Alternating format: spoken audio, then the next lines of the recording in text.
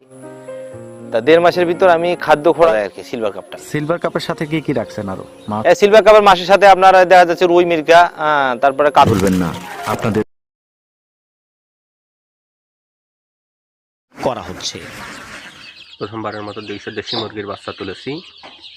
মাশাআল্লাহ, দেখতে অনেক সুন্দর। তো ভিউয়ার্স, ভিডিও টাইটেল দেখে এতক্ষণ হয়তো আপনারা বুঝে গেছেন আজকে আমি আপনাদের সামনে কি ভিডিও নিয়ে হাজির হয়েছি।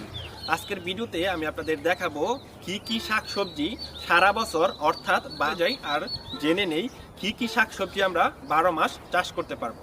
যেই সকল শাকসবজিগুলো আমরা 12 মাস চাষ করতে পারবো তার মধ্যে অন্যতম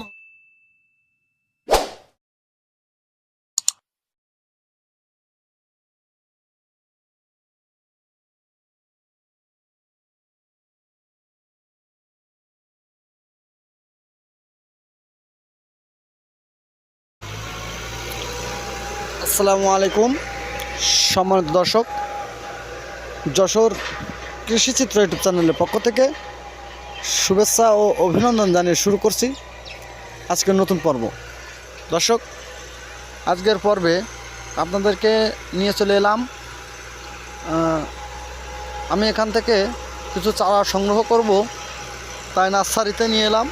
এখান থেকে আমি নিব একটা মিষ্টি যে তেঁতুলগুলো আছে, মিষ্টি তেঁতুল একটি চারা, আর একটি চায়না যে কমলা আছে এই চায়না কমলার চারা নিব। তো এসে ঘুরে ঘুরে নার্সারিটা দেখছি। এ দেখেন বেদানা গাছ দেখতে পাচ্ছেন আপনারা, অনেক বেদানা হয়েছে। লিচু গাছ আছে নিচেই। আসলে মূলত আমি এখানে এসেছি একটি মিষ্টি তেঁতুলের চারা নিব, আর কিছু আছে আপনার ওই চায়না যে কমলা লেবু আছে আমাদের এলাকায় হয়ে থাকে, আমাদের ওই চায়না কমলাগুলো নেব। এই দেখেন লিচু আছে এখানে অনেক। এই নার্সারিতে অনেক চারা আছে, দেখাচ্ছে। আমি পর্যায়ক্রমে আপনাদেরকে একটি একটি করে চারা দেখিয়ে দেবো। আসলে এই চারা সবগুলোই সব সংগ্রহ করব না, অবশ্যই সংগ্রহ করব শুধু তেঁতুলের চারা আর ওই লেবুর চারাটা। এই যে লিচু গাছ এখানে দেখেন, আর এক জাতের লিচুতে দেখেন কলপ করা আছে। আপনাদেরকে দেখা দিলাম লিচুর চারা। আপনারা এখানে আসলে কিন্তু সংগ্রহ করে নিয়ে যেতে পারবেন সহজে। ওইদিকে বেদানা গাছে কলম করা আছে। বেদানা গাছ কীভাবে কলম করে দেখেন দর্শক, দেখতে পাচ্ছেন আপনারা বেদানা গাছের কলম।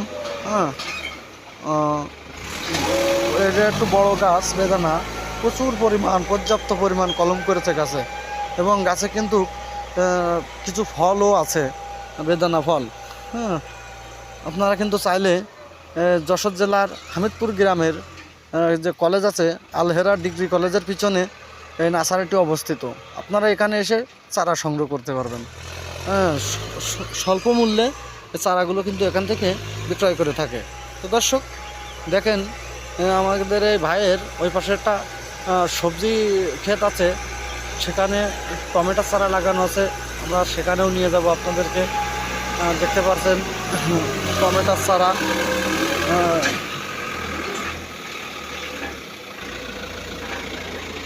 দেখেন দর্শক, দেখতে থাকেন।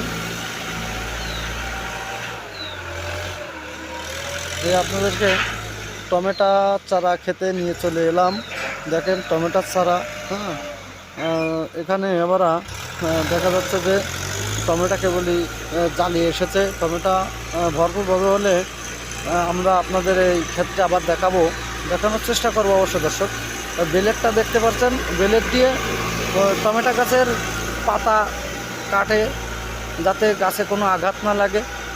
কাঁচি দিয়ে কাটলে আঘাতপ্রাপ্ত হবে গাছটি, তাই ওই বেলেট দিয়ে কাটা হয়।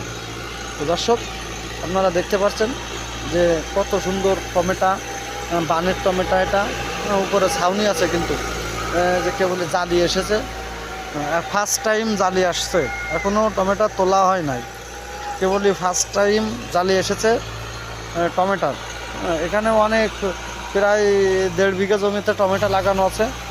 আর এতে ভাইয়ের সাথে কথা বলে দেখলাম অনেক টাকা ব্যয়বহুল এই টমেটোর ছাউনি চাল করতে হয়। তো দর্শক দেখেন, আমরা কিন্তু অরিজিনালে সংগ্রহ করব এই মিষ্টি তেঁতুল গাছ।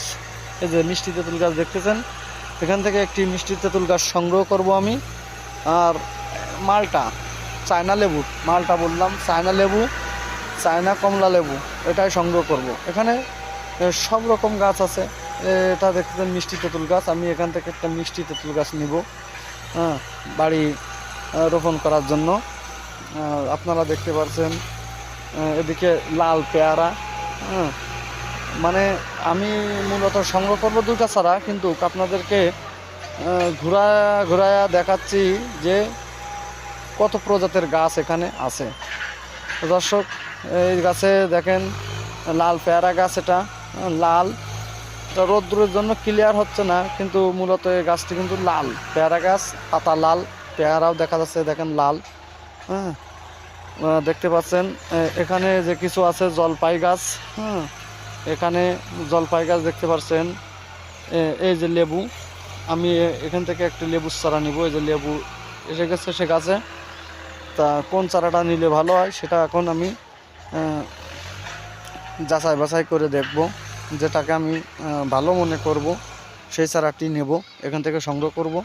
তো দর্শক, এই যে এই পাশেও আছে লেবু, হ্যাঁ, যে চারাটি হৃষ্টপুষ্ট ভালো গঠনের চারা, আমি কিন্তু সেই চারাটি সংগ্রহ করব। তো দর্শক, এই চারা সংগ্রহ করার পরে আপনাদেরকে আমি কিভাবে রোপণ করব সেটাও দেখাবো, হ্যাঁ। সব কিন্তু টপে, এখানে যে চারা আপনাদেরকে দেখাচ্ছি সবই টপের চারা, এখানে মাটির কোনো চারা নাই, সব টপের চারা। আপনার লেবু টপে, হ্যাঁ, একটা চারাও লাগাইলে সব বেঁচে যাবে, মরে যাওয়ার কোনো সম্ভাবনা নেই, যেহেতু টপের চারা। টপের চারা কিন্তু একদিক থেকে উপকার আছে যে টপের চারা মরে না। একটি গাছে কত লেবু ধরেছে দেখেন, এগুলো চায়না কমলা লেবু বলে একে, হ্যাঁ। এই যে লিচু, ওই একটা লিচু দেখা যাচ্ছে, লিচুটা এখন আমি ছিঁড়ে নিব খাওয়ার জন্য, হ্যাঁ। ভাইকে বললাম, ভাই লিচুটা খেয়ে ফেললাম, বললে খাও, খেয়ে নিলাম লিচুটা। লিচুটা কিন্তু সে স্বাদের লিচু, হ্যাঁ। অবশ্যই লিচু গাছ সংগ্রহ করার উদ্দেশ্য আমি